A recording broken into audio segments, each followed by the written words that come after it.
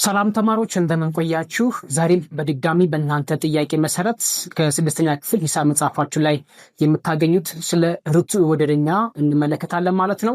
ርቱዕ ወደረኛ ማለት ምን ማለት ነው? ኢ ርቱዕ ወደረኛ ማለት ምን ማለት ነው? እንዲሁም ደግሞ ከርቱዕ ወደረኛ ጋር ተያያዥነት ያላቸው ጥያቄዎች ቢመጡ እንዴት እኛ መመለስ እንችላለን የሚለውን ሀሳብ እናነሳለን ማለት ነው። ለቤቱ አዲስ ከሆናችሁ ይህንን ዩቲዩብ ቻናል ስለሚጠቅማችሁ ሰብስክራይብ ማድረጋችሁ እንዳዘነጉ። ሌላኛው ደግሞ ቪዲዮ ላይክ አድርጋችሁ ጀምሩ። ዋይት ቦርድ ላይ የምትመለከቱትን ጥያቄ ስለ ርቱዕ ወደረኛ የሚያነሳ ጥያቄ ነው። ነገር ግን ይህን ጥያቄ ከመስራታችን በፊት አስቀድመን ርቱዕ ወደረኛ ማለት ምን ማለት ነው የሚለውን በምሳሌ እናነሳለን ማለት ነው። ርቱዕ ወደረኛ ማለት ምን ማለት ነው የሚለውን ጥያቄ ለማንሳት አንድ ምሳሌ ልስጣችሁ። ለምሳሌ ተማሪዎች 50 ተማሪዎች ባሉበት ክላስ ውስጥ ለ50 ተማሪዎች የሚሆን ወንበር ይዘጋጅላቸዋል ማለት ነው። ሌላ ደግሞ 100 ተማሪዎች ባሉበት ክፍል ውስጥ 100 ተማሪ ባይኖርም 100 ተማሪዎች ባሉበት ክላስ ውስጥ ደግሞ እንደዚሁ ወንበሩ እየጨመረ ነው የሚሄደው። ስለዚህ ምን ማለት ነው?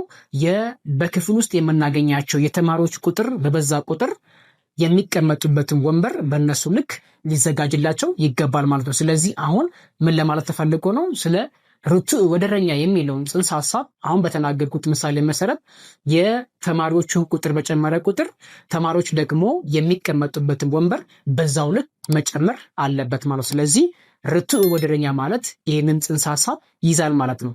ከርቱዕ ወደረኛ ጋር ደግሞ ተያይዘው ድንገት ሚኒስትሪ ኤግዛም ላይ አሊያም ደግሞ በተለያየ መልኩ እንዴት ምን ጥያቄዎች ልትጠየቁ ትችላላችሁ የሚለውን በዚህ ምሳሌ እናነሳለን ማለት ነው። ዋይት ቦርዳችን ላይ ያለውን ምሳሌ ስለ አንድ የቤት መኪና ያላት አንድ የቤት መኪናና እንዲሁም ደግሞ የቤት መኪናውን ደግሞ የተጓዘውን ርቀት ያላቸው የሁለቱንም ቀጥተኛ የሆነ ዝምድናቸው ነው የሚናገረው። ስለዚህ ከዚህ ምሳሌ በመነሳት ሁለት ጥያቄዎችን መስራት እንችላለን ማለት ነው። የመጀመሪያው ጥያቄ የወደረኝነት ቀመሩ ፈልጉ ነው የምትባሉት። ሁለተኛው ደግሞ የወደረኝነት ጠቋሚን ወይም ደግሞ መጣኙ እንዴት ማወቅ ትችላላችሁ ወይም ደግሞ ስንት ተብላችሁ ትጠይቃላችሁ። ስለዚህ አሁን የምንመልሰው ያንኑ ጥያቄ ነው ማለት ነው። አንድ የቤት መኪና በሰዓት 7 ኪሎ ሜትር ይጓዛል። ይህን 7 ኪሎ ሜትር የሚጓዘው መኪና የመኪናውን ርቀት ከጊዜው ጋር ቀጥተኛ የሆነ ዝምድና አለው ማለት ነው። ቀጥተኛ የሆነ ዝምድና አለው ሲላችሁ ምን ማለት ነው? መኪናው ረጅም ርቀት በተጓዘ ቁጥር ያንኑ ረጅም ርቀት ለመጓዝ ምን ያስፈልጓል ማለት ነው? ሰዓት ያስፈልጓል ወይም ጊዜ ያስፈልጓል ማለት። ስለዚህ ረጅም ርቀት የሄደ መኪናና አጭር ርቀት የሄደ መኪና እኩል የሆነ ጊዜ አጠቃቀም አይኖራቸውም። ረጅም ርቀት የሄደው መኪና ረጅም ሰዓት ወይም ደግሞ መጠነኛ የሆነ ሰዓት ይጠቀማል። አጭር ርቀት የተጓዘ መኪና ደግሞ አነስተኛ የሆነ ጊዜ ይጠቀማል። ስለዚህ ምን ማለት ነው? የመኪናው ርቀትና መኪናው ደግሞ ያንን ርቀት ለመሸፈን የወሰደበትን ሰዓት ሁለቱንም ጽንሰ ሐሳቦች ምን አላቸው ማለት ነው? ቀጥተኛ የሆነ ዝምድና አላቸው። አንዱ ሲጨምር ሌላኛውንም ይጨምራል። ስለዚህ ርቱዕ ወደረኛ የሚለውን አንድ ነገር ሲጨምር ያኛው ደግሞ መልሶ ይጨምራል የሚለውን ሐሳብ ይወስዳል ማለት ነው። ስለዚህ በዚህ ምሳሌ መሰረት እዚህ ጋር አስቀምጬላችኋለሁ። እዚህ ጋር እንደምናየው ጊዜ የሚገለጸው ጊዜ ምንለው ጊ ብለን አብሬቬሽን ወይም ደግሞ ምህጻረ ቃል እንጠቀማለን። ርቀት ደግሞ ር ብለን ምህጻረ ቃል እንጠቀማለን። እንግዲህ እዚህ ጋር እንደምታዩት ሰንጠረጃችሁ ላይ ጊዜ ካለ በኋላ 1 2 3 4 5 እያለ ነው የሚሄደው። ያ ማለት መኪናው ጊዜ አንድ ሰዓት ላይ ምክንያቱም በሰዓት ካለ በአንድ ሰዓት እንደማለት። ስለዚህ ይሄኛውን በአንድ ሰዓት ውስጥ 7 ኪሎ ሜትር ይጓዛል። ስለዚህ በአንድ ሰዓት 7 ኪሎ ሜትር ይጓዛል። ሰዓቱ ደግሞ መልሶ ሲጨምር ያ ማለት 2 ሰዓት ላይ ደግሞ ይህንን መኪና ስንት ሊጓዝ ይችላል ማለት ነው?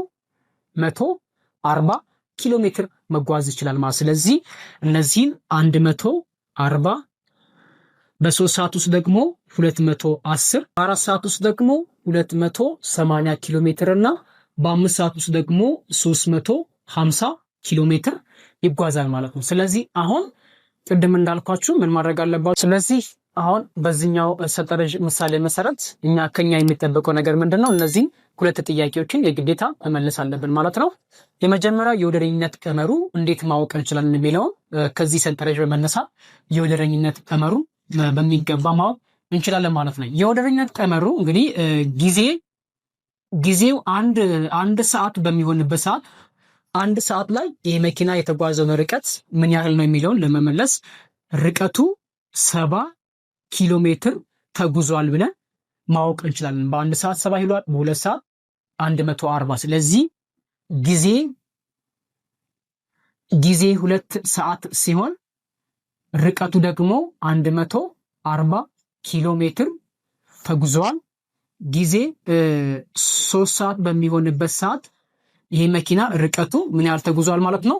210 ኪሎ ሜትር ተጉዟል ማለት ነው። ስለዚህ በዚህ ምሳሌ መሰረት የወደረኝነት ጠቋሚው ወይም ደግሞ የወደረኝነት ቀመሩ ደግሞ ለማግኘት ምን ማድረግ አለብን? የዚህ መኪና ርቀቱ እኩል ይሆናል 70 ሲባዛ በጊዜ 70 ሲባዛ በጊዜ ይሄንን ቀመር ይሰጣቸዋል ማለት ነው። እያንዳንዷን እዚህ ጋር እንደምታዩት ርቀቱ 70 ኪሎ ሜትር የሆነ መቼ ነው? 70ን በስንት ተባዝቶ ነው? በአንድ ቁጥር ሲባዛ 70 ኪሎ ሜትር ይሰጣቸዋል ማለት ነው።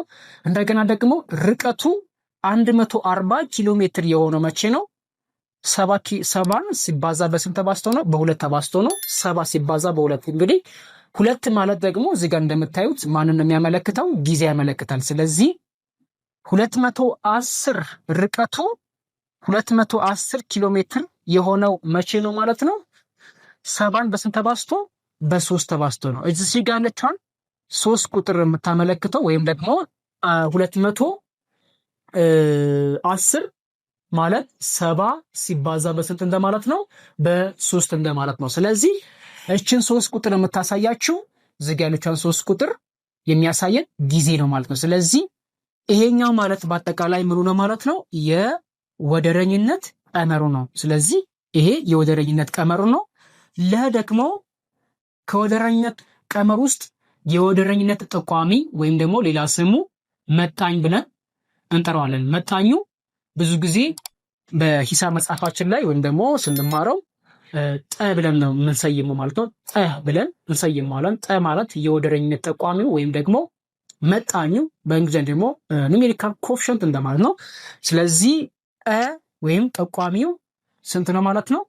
70 ነው። ስለዚህ እቺ ነገር ይሄኛውም ሊጠይቋችሁ ይችላሉ። አሊያም ደግሞ ከዚህ ምሳሌ ይሄኛው ምሳሌ ካነበባችሁ በኋላ የወደረኝነት ቀመሩና እንዲሁም ደግሞ የወደረኝነት መጣኙ ሊጠይቋችሁ ይችላል ማለት ነው። ስለዚህ በዚህ ምሳሌ መሰረት ስለ ርቱ ወደረኛ የሚለውን ጽንሰ ሐሳብ በዚህ ልክ ከተረዳችሁት በጣም አሪፍ ነው ማለት ነው።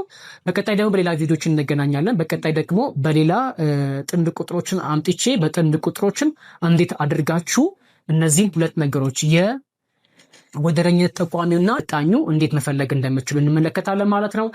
ይሄን ቪዲዮ በሞላ ጎደል ደስ እንዳሰኛችሁ ተስፋ አደርጋለሁ። ቪዲዮ ከወደዳችሁት ላይክ አድርገው፣ ለቤቱም ደግሞ አዲስ ከሆናችሁ ሰብስክራይብ ማድረጋችሁን እንዳዘነጉ። ሰብስክራይብ ስታደርጉ ደግሞ የደወል ምልክቱን ተጫኑ። በርካታ ቪዲዮዎችን ወደ እናንተ በምንለቅበት ሰዓት መልእክት ይደርሳችኋል ማለት ነው። በቀጣይ ቪዲዮ እንገናኝ። ሌላ ክፍል ላይ እንገናኛለን። ሁላችሁም በያላችሁበት መልካሙን ጊዜ እመኝላችኋለሁ።